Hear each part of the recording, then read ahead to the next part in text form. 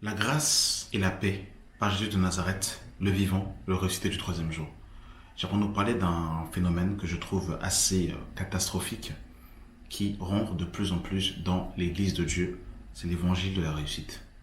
Beaucoup de chrétiens aujourd'hui sont tombés dans cet évangile et sans se rendre compte sont en train de servir le Dieu maman. Il faut savoir que le Dieu maman n'est pas uniquement associé à l'argent, mais il est aussi associé au succès et à la réussite.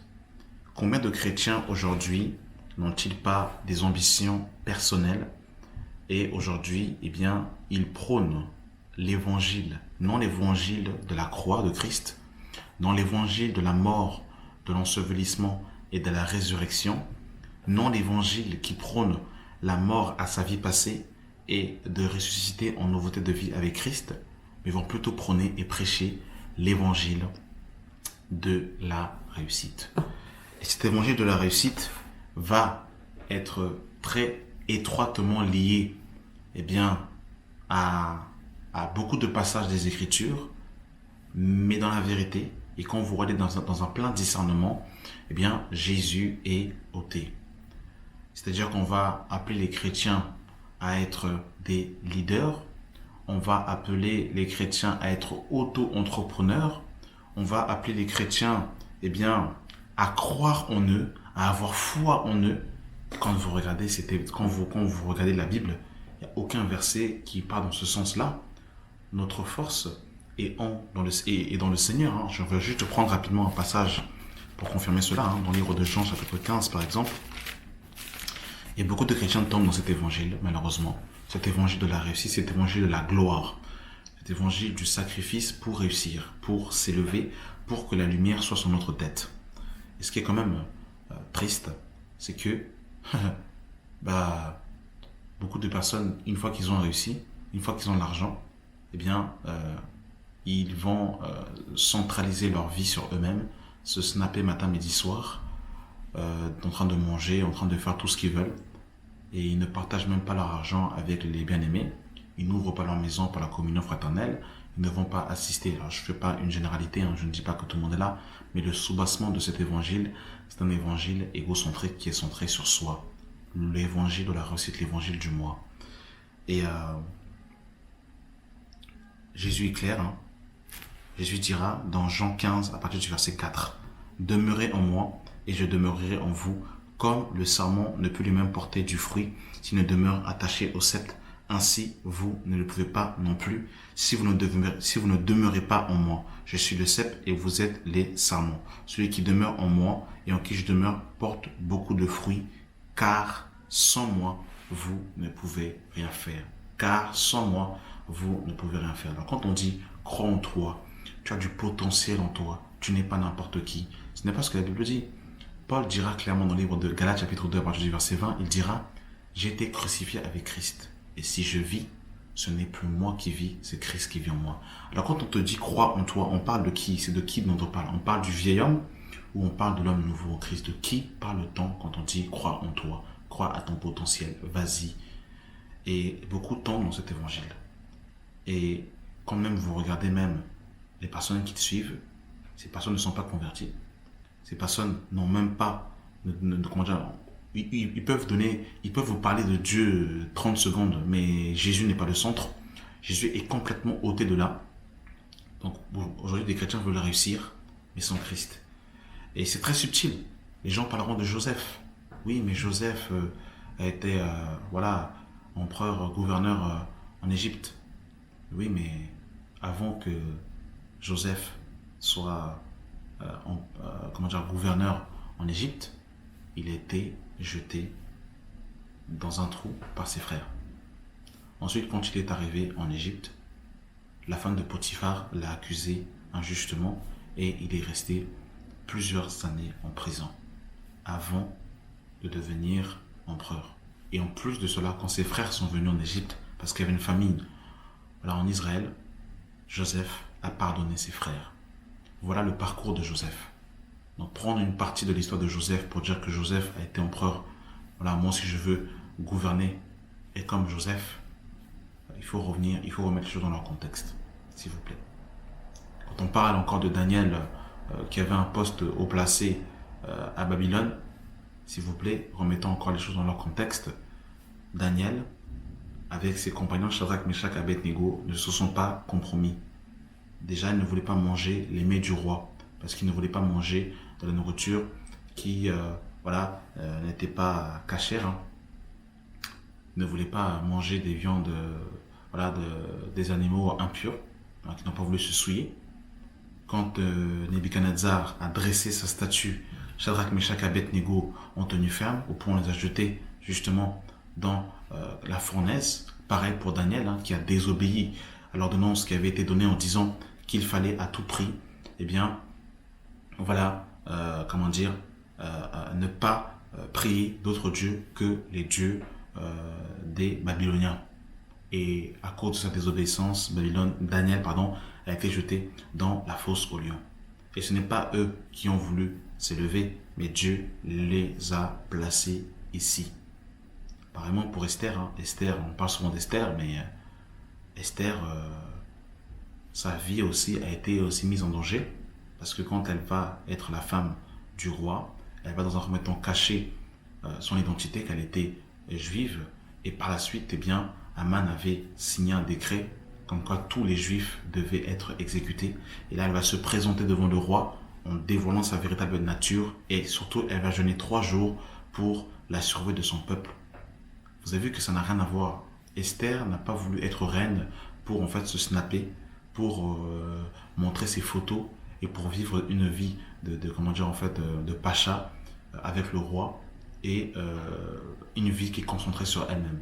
Esther était reine, mais son cœur était tourné vers son peuple. Contrairement aujourd'hui à la pensée commune où ils veulent justement se lever.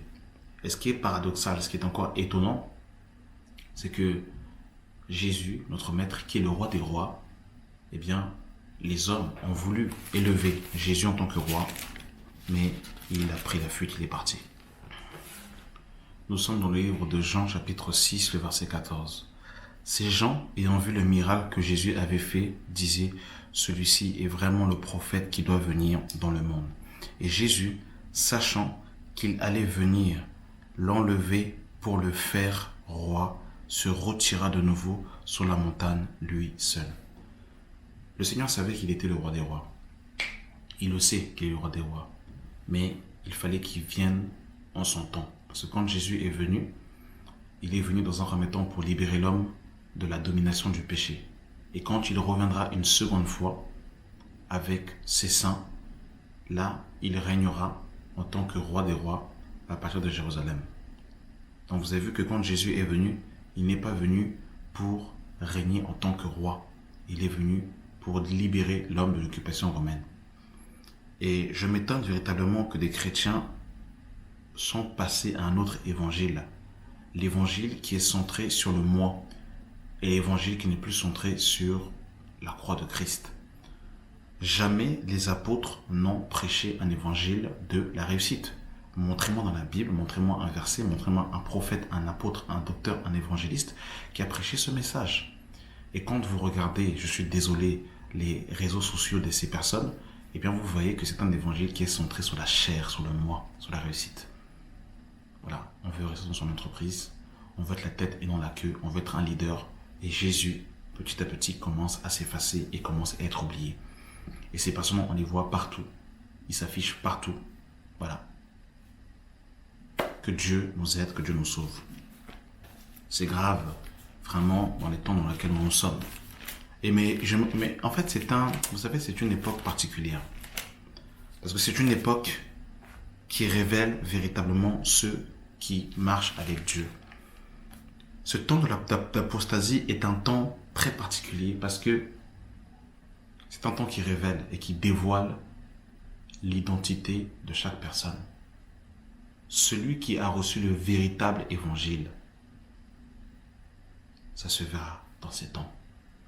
Celui qui a reçu un autre évangile, un faux évangile, celui qui s'est approché du Seigneur avec un cœur frauduleux, ses œuvres seront aussi manifestes. La séduction est tellement grande. Les ténèbres ont tellement englobé le globe de la terre qu'effectivement, ceux qui n'ont pas la lampe ne tiendront pas, ils tomberont dans la séduction, certainement. Que Dieu nous sauve. Regardez ce que l'apôtre Jacques dira dans Jacques 1 à partir du verset 9. Que le frère de condition humble se glorifie de son élévation, que le riche au contraire se glorifie dans son humiliation, car il passera comme la fleur de l'herbe. Le soleil s'est levé avec sa chaleur ardente. Il a desséché l'herbe et sa fleur est tombée et la beauté de son aspect a disparu. Ainsi, le riche se flétrira dans ses entreprises. Là, l'apôtre Jacques nous montre clairement que le riche ne va pas se glorifier de sa richesse. Regardez ce que l'apôtre Paul dira. Que le Seigneur nous aide. Que Dieu sauve son peuple.